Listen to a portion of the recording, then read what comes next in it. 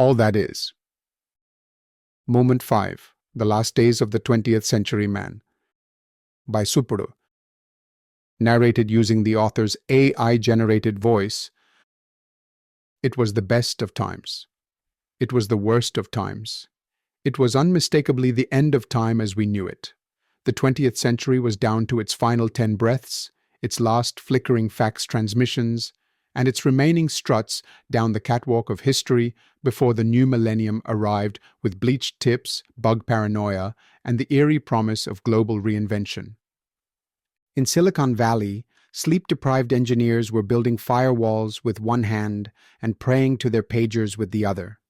In London, banks rehearsed doomsday drills with the poise of a Shakespearean finale. In Tokyo, telecom ads squashed a cartoon Y2K bug, while Greek villagers prayed over livestock to outwit the glitch. China clutched paper bank slips like talismans, and an Australian bunker boasted a moat against digital doom. In South Africa, rumors flew of healers burning herbs to banish the bug. Prince's 1999 blared anew, and Nostradamus fans swore his fiery quatrains foresaw it all. Even Jennifer Lopez had released a prophetic anthem, crooning from a glittering rooftop, waiting for tonight, as if she too wasn't sure tomorrow would show up. The Y2K bug wasn't born out of malice, but frugality. It was the human urge to save 2 digits now and pay for it with global hysteria later. No, it wasn't a virus. It was time compression. A planet squashing its calendars to save memory, only to wake up one December, wondering if 1900 would return like an unpaid loan. Still, Y2K became a reckoning. A fever dream where time itself might misfire and delete its own existence. If you knew Java, you were handed a plane ticket to America. If you didn't, you were handed a sachet of turmeric and advised to attend a special archana at the temple on Thursday morning. The world was split between those coding the future and those barricading themselves from it. Newspapers in America screamed in all caps about the impending collapse of civilization. Western psychics warned of a cosmic misalignment of Mars and mainframes. Closer to home, Tamil astrologers were predicting a fine year for Mesh Ratsi, as though Rahu and Ketu had been fully briefed on timestamp overflows. Somewhere in that peculiar Indian limbo where the end of the world arrived like an afternoon train from Arakonam, late, overfull, and still running, Madras was waking up to Truppave recitals, to cow's milk bubbling on gas stoves, to Margari mornings perfumed by edible camphor and akara vadisal. The Music Academy stage smelt of brass bells, printed schedules, and the unspoken rivalry between Aruna Sairam and Sudha Raghunathan. Saravana Bhavan had just introduced the revolutionary 14 Idli Sambar set, a culinary innovation so indulgent it made the newspaper. And in the flickering projector glow of Madras's theatres, Sedu, a low-budget tragedy with zero expectations, had begun its slow, inevitable ascent into cult immortality. Vikram, the actor who had hitherto existed somewhere between B-grade movie and non-existence, was now the poster boy of every bus stop. Nobody knew it yet, but the next decade of Tamil cinema had just been kick-started by a man named Sian smashing his head into a rock. That is, if there was another decade left. If the world didn't end, Vikram might even win a national award for it. And in the middle of this cosmic stage, beneath the comets of paranoia and the fireworks of anticipation, was him. He was supposed to be coding. He was, unquestionably and delusionally, in theory, the very backbone of India's contribution to global millennial survival. He was not attending Y2K readiness summits. He was not saving civilization from semicolon-induced system failures. He was instead quietly panicking in a rented house in Nagar, Madras, over a sudden, sharp, unrelenting pain in the region known to medicine as the posterior and to poetry as the place the sun doesn't shine. While the world wondered whether satellites would fall and nuclear warheads would detonate at midnight, He was more concerned with whether he would ever sit on a bus again without wincing. His apocalypse had already arrived. It wore no cape, carried no laptop, and gave no press conference. It came silently, intimately, deep in the bowels of his being. It was the final countdown, yes, but not just for mankind. It was literally the last days of the 20th century, and the last days of this 20th century man. It had started as an insignificant discomfort, a minor irritation that any self-respecting 23-year-old would choose to ignore. The body, after all, was an invincible machine at that age, a self-healing, indestructible miracle engineered to withstand bad college canteen food, dubious street-side veggies, and a reckless adolescence fueled by Pepsi, Maggi noodles, and the mistaken belief that youth was permanent. Surely this too would pass, except it didn't. On the third day, there was blood. Bright, unmistakable, catastrophic red swirled in the toilet bowl like the opening credits of a Hitchcock thriller. He froze. He stared. Time didn't just pause, it backed away quietly. He stood motionless, pants around ankles, as the fluorescent light above hummed with municipal indifference. It wasn't just pain now, it was betrayal, proof that his trusted body, the once reliable chassis of youth, had turned against him. That he was no longer invincible, not even slightly. Somewhere a crow cawed. A pressure cooker hissed next door. Life carried on, smugly, while his gut twisted with ancient dread. He imagined hospital beds, whispered diagnoses, missed paychecks, and eventually funeral pyres lit by distant cousins who would say he was a quiet boy, mostly sat. The only thing more terrifying than seeing blood in the toilet was asking Google about it. At the time, Google was still a fledgling oracle. It was unreliable, unsympathetic, and seemingly designed to confirm that any symptom you had was terminal. Every search led to one of three inevitable conclusions. A. You are definitely dying. B. You were already dying before you Googled this. C. You should have gone to the doctor 6 months ago. This was it, he thought. This was how it started, not with fever, not with chest pain, but with a red swirl and a question mark. He did the only rational thing a terrified man could do in 1999. He waited for it to go away. It did not.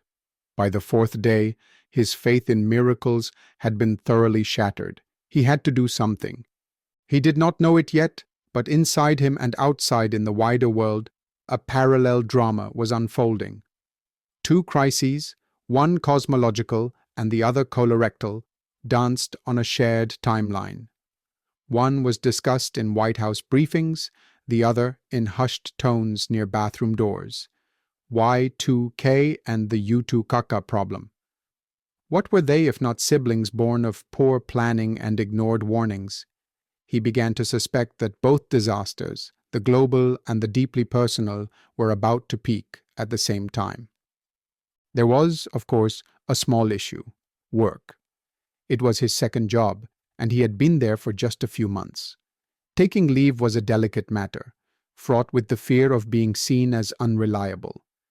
How exactly does one phrase such a request? Ma'am, I need a day off. Too vague. Suspicious. Ma'am, I have a health issue. Dangerous. IT managers were naturally paranoid. Any hint of illness, and suddenly you were marked as fragile, dispensable, the human equivalent of buggy code. No, there was only one person who could solve this crisis: his mother. It was Sunday afternoon, and she was watching her Sun TV serial, an emotionally exhausting saga where a long-suffering daughter-in-law was accused of something absurd, probably stealing her mother-in-law's betel leaves. He hesitated. One does not casually interrupt a Tamil mother during Sun TV time. Amma, he ventured cautiously. A grunt. Amma, listen. A sigh. The serial had gone into an ad break. The gods had granted him a small window. There's blood in the toilet. She did not even blink. She had seen too much. This was a woman who had navigated the complex terrain of raising a wheezing child, applying Vicks Vapo Rub in industrial quantities, surviving the chickenpox epidemic of 87, and the infamous fall from a Belgian grill gate of 90. Compared to that, this was an errand. She didn't ask what kind of blood, or how much, or whether it had stopped. She simply said, "We'll go to the doctor." And so a proctologist was found. A certain Dr. Ravi Somekumar in T. Nagar. Or was it Raj Somekumar? Maybe even Kumar Somkumar? It didn't matter. The middle name was always forgotten, like the supporting actor in a bad film.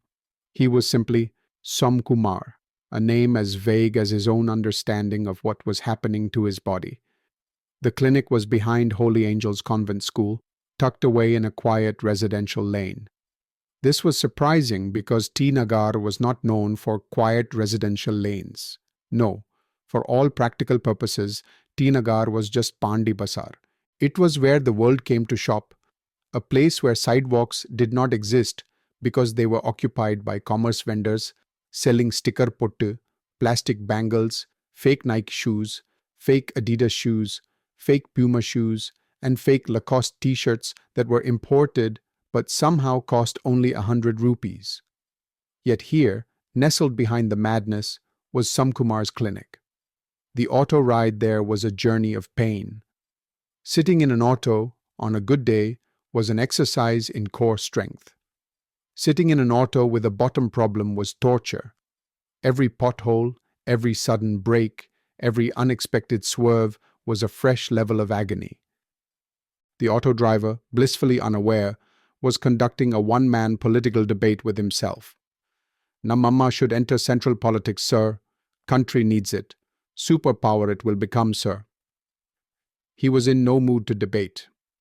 He sat there gripping the side handle, attempting to hover slightly above the seat, caught in the impossible physics of not quite sitting, not quite standing. The clinic, when they finally arrived, was a house-turned hospital. A home that had been repurposed for medical emergencies.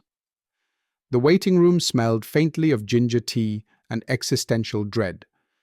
The receptionist was a woman of indeterminate age with the air of someone who had seen everything and judged all of it. She had the sharp, calculating look of a person who could extract unnecessary personal details from even the most tight-lipped visitors. "You first time here?" she asked, her pen poised above the appointment register. "Yes," he mumbled, trying to avoid eye contact. "Where are you working?" "IT," he replied, regretting it instantly. "Ah, IT people. Always stomach problem, gastric problem. Sitting too much, no?" Not really." "Too much tea? Or skipping breakfast? That's what it is. You young boys, no discipline." He smiled weakly, desperate to end the conversation.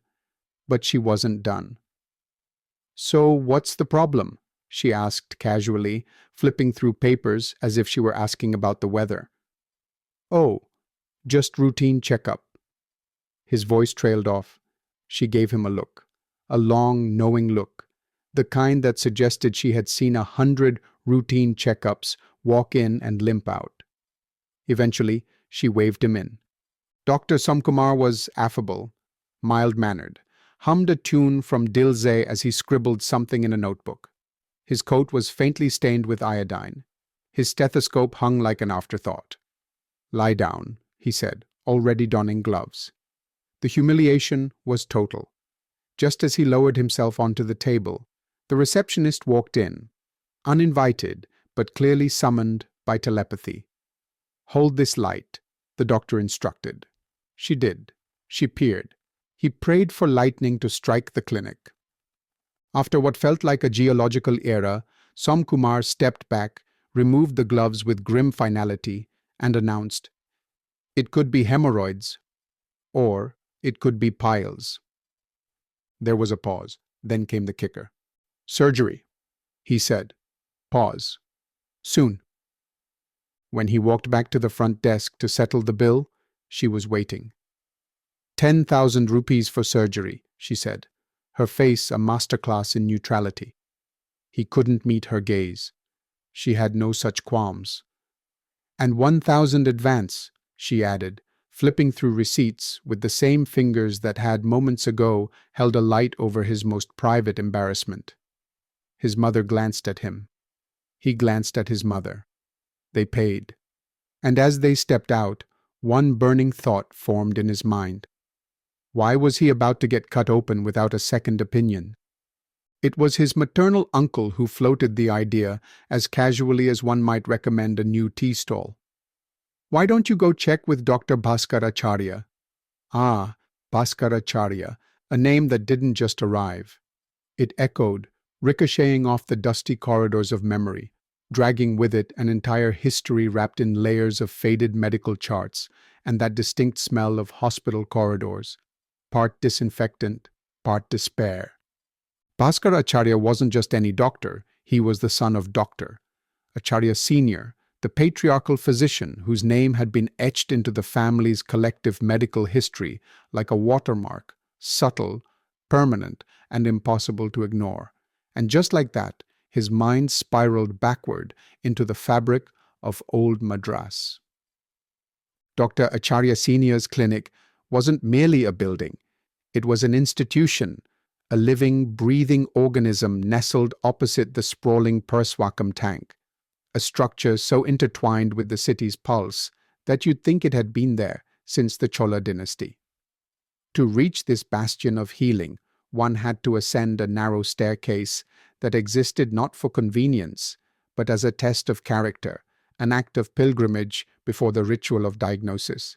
Inside, the clinic was less of a waiting room and more of an anthology of ailments. This was early 80s Madras, and the waiting area was a microcosm of human suffering and stubbornness. Shirtless men who had been dragged in after snake bites, their arms tied with cloth as makeshift tourniquets.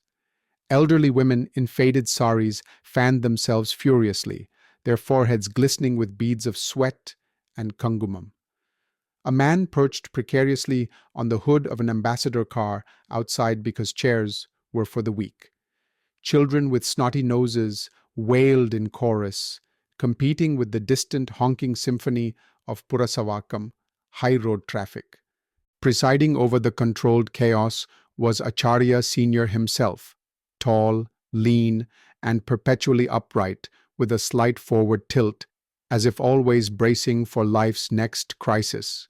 His shoes shone in quiet defiance of Madras dust, his trousers were ironed sharp enough to slice bread, and his full-sleeved white shirt was rolled up exactly 3 folds, no more, no less. Even sleeves followed orders. But it was the glasses that made him unforgettable. Thick, black, rectangular frames that weren't just lenses, but judgment amplifiers, magnifying both his vision and his quiet disapproval of poor diets, late-night television, and the general foolishness of mankind. He moved quickly, cutting through the waiting room like a man late to an appointment only he knew existed.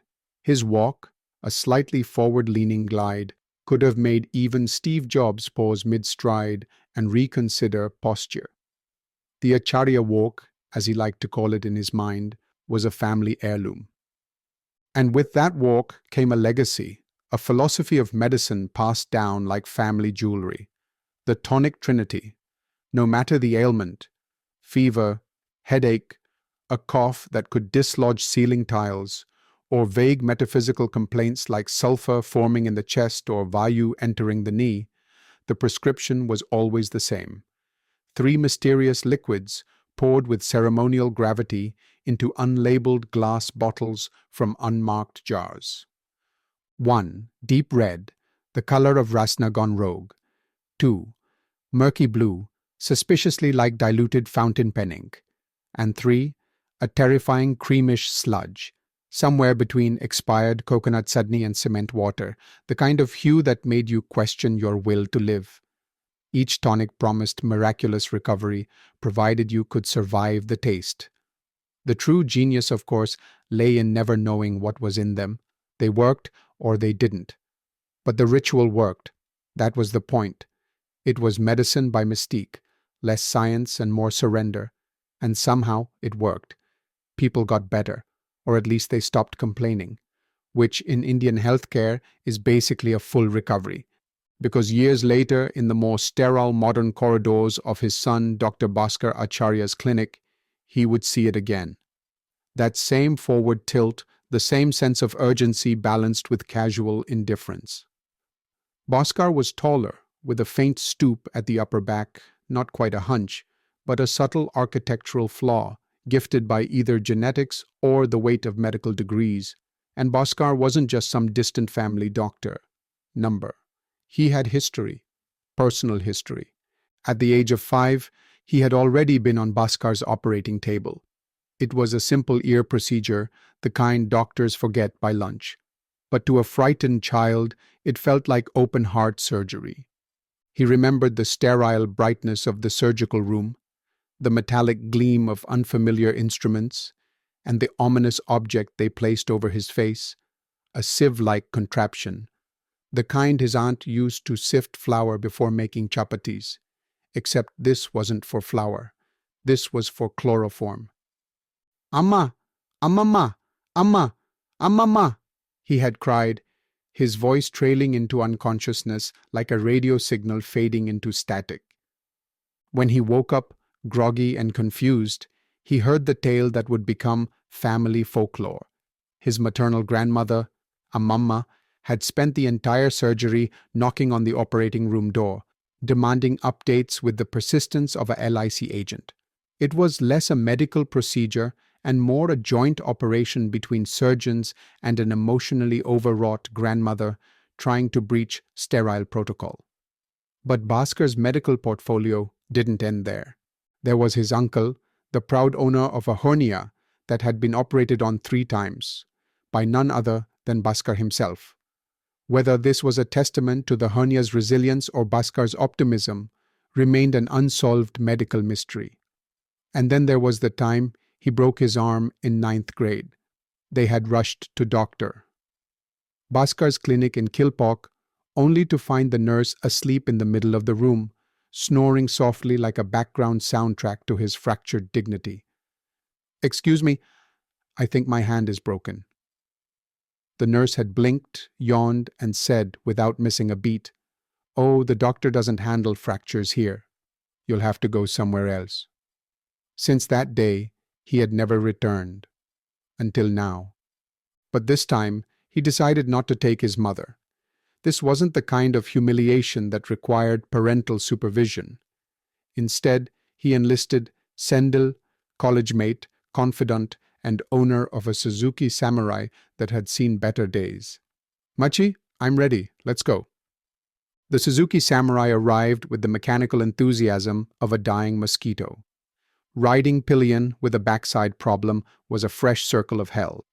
Every pothole felt like an act of violence, every speed bump a personal vendetta. He held on with his teeth clenched as Sendil weaved through traffic with the casual elegance of a man who had never known rectal fear. But for him, the pain had become a kind of private opera, sharp, rhythmic, and inescapable. With every bounce of the shock absorber, he imagined nerve endings firing distress signals and an internal mutiny he could neither see nor soothe. He still didn't know what it was, only that it lurked back there with the silent menace of a bomb not yet triggered. It was December 31st, the last day, the final sunrise of a century that had seen world wars, moon landings, and Walkman. But here he was, riding pillion on a trembling Suzuki Samurai, wincing at every pothole, haunted not by the collapse of civilization, but by the quiet revolt inside his own colon. While Americans stockpiled batteries and Canadians whispered prayers to their modems, India smirked politely. Bureaucrats shrugged. "Not our problem. We never upgraded anyway. Our servers ran on Jugaad and incense. Our banks used punch cards." And on Raj TV, the morning astrologers continued unfazed. Meshratsi, they assured us, was headed for a golden year, particularly in health, wealth, and unspecified rectal resilience. The newspapers weren't helping.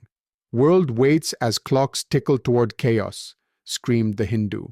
Pentagon unplugs coffee machines as precaution, warned an American daily that probably meant it.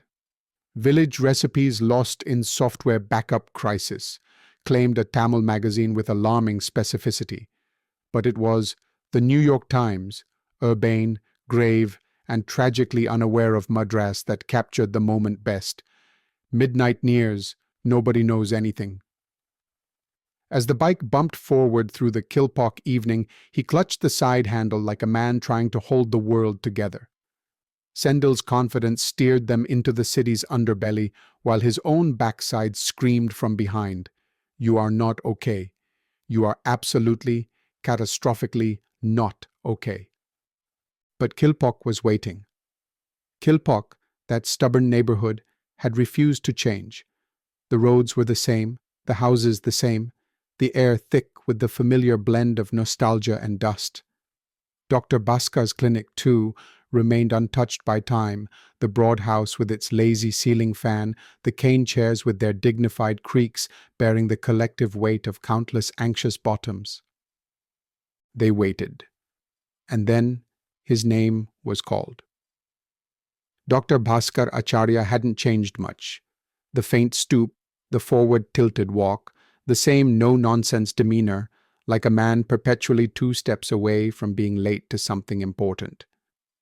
"Doctor, do you remember me? I used to be your patient years ago," he asked, unsure whether this counted as a reunion or a confession.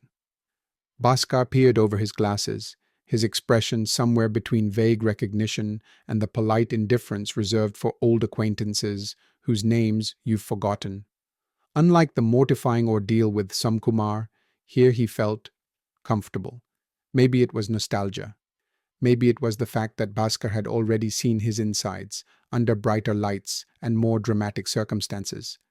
Whatever it was, he spoke plainly, without preamble or pride. "Doctor, I want you to check it out." No mention of Somkumar, no tales of auto rides and existential dread. This was day one, as far as Bhaskar was concerned. The doctor rose, leading him to the familiar inspection room, its walls indifferent to human suffering. "Lie down," Bhaskar instructed. So he did. Bhaskar leaned in, adjusted his spectacles with the gravity of a man about to announce a Nobel Prize, and examined the area in question. There was a pause, a thoughtful silence, not the ominous kind, but the kind that precedes a verdict you probably won't like, delivered with the effortless confidence of someone who has seen far worse. "Are you drinking enough water?" Bhaskar asked, his tone carrying the faint disapproval of a school principal inspecting an unfinished homework assignment. "Too much tea? Coffee? Ah, of course. You IT boys think hydration is for plants. Constipated, were you? Straining like it's an Olympic event? That's all it takes, a little pressure. A small tear. A fissure." He snapped off his gloves with the finality of a man who had seen enough. "Simple thing. I'll make a small nick to relieve it, and you'll be fine. This isn't piles, not hemorrhoids, just your backside protesting against bad life choices. A small fissure. I'll make a tiny nick, slap on a bandage, and congratulations, you'll survive the millennium." A small fissure. Not piles, not hemorrhoids, not the catastrophic, organ-failing, surgery-requiring apocalypse that Samkumar had predicted. Just a cut. Bhaskar did exactly that. A small, efficient procedure, followed by antiseptic, a bandage, and a casual, "You're good to go." Just like that. The medical saga that had consumed his mind, wrecked his sleep, and nearly drained his wallet was over in less time than it takes to boil an egg. There were no dramatic hospital admissions, no terrifying bills, and no amama pounding on surgical theater doors. It ended with a quick, painless snip, like trimming an overgrown fingernail, more intimate, with no bragging rights. As he stepped out of the clinic, the December sun felt warmer, the air lighter, the world less apocalyptic. Kilpauk looked exactly the same. Rickety autos rattled past. Elderly men in veshtis squatted like philosophers on street corners. The scent of roasted peanuts, wrapped in yesterday's tinatandi, floated upward like incense to no god in particular. The world hadn't changed, but he had. For 10 days, he had lived beneath a medical doomsday clock, convinced that his backside was plotting a quiet, treacherous mutiny. Now, with Bhaska's offhand diagnosis and casual procedure, he realized that all that terror had sprung from an overhydrated imagination and an underhydrated colon. Perhaps that was life. One false alarm after another, followed by a sigh of relief and a smear of antiseptic. Elsewhere, the clock struck midnight. In Times Square, champagne sprayed in bursts of confetti-staged euphoria. In Paris, lovers kissed beneath binary fireworks painted across the Seine. In Tokyo, LED mascots danced on backup power. In Coimbatore, crackers exploded 5 minutes early, just to be safe. And in a modest house in Nagar, a man with gauze on his rear sat down gently for the first time in 10 days and whispered, "Okay." The end of the world had failed to arrive, and he too had survived. Bruised, bandaged, slightly violated, but intact. The crisis that had devoured his sleep, his spine, and his self-respect had resolved not with fanfare, but with Dettol and a plastic chair. No headlines, no helplines, just a nick, a bill, and the quiet miracle of sitting without flinching. And isn't that just how it goes?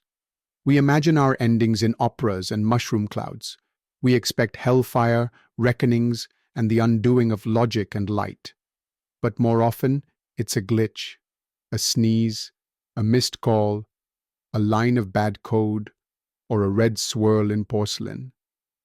Sometimes the apocalypse is not a bang, it is a fissure in the code, a fissure in the plan, a fissure in the butt, and yet we heal. We always do. To be continued.